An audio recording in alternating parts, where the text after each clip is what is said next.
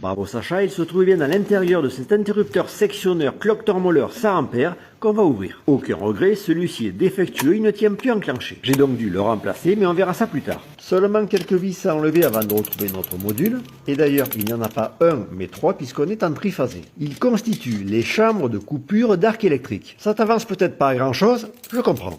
Je vais donc en ouvrir une délicatement. Ben là, c'est raté. On passe à la seconde.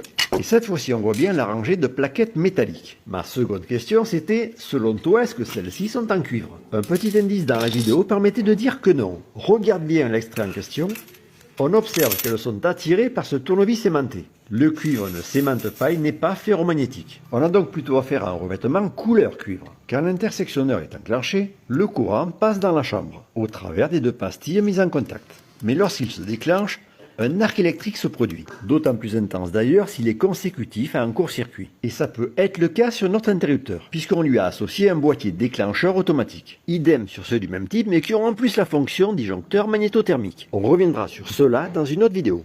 Et sur les petits disjoncteurs divisionnaires au-delà d'un certain calibre, également. Tu vas t'en apercevoir quand on va l'ouvrir, là aussi on a une chambre de coupure d'arc électrique, avec à nouveau cette sorte de peigne métallique. Mais quel est son rôle exact finalement? Pour faire simple, positionné à côté des contacts, donc de l'arc électrique. Il va attirer celui-ci, l'allonger, le fragmenter. Et ça grâce à un champ magnétique généré par le courant traversant. Cette succession de plaquettes fera aussi office de refroidisseur. On aura un arc beaucoup moins destructeur pour les pastilles qu'un appareil sans chambre de coupure. Aucun rapport, mais demain, si tu es OK, on s'attaque à un lave-linge.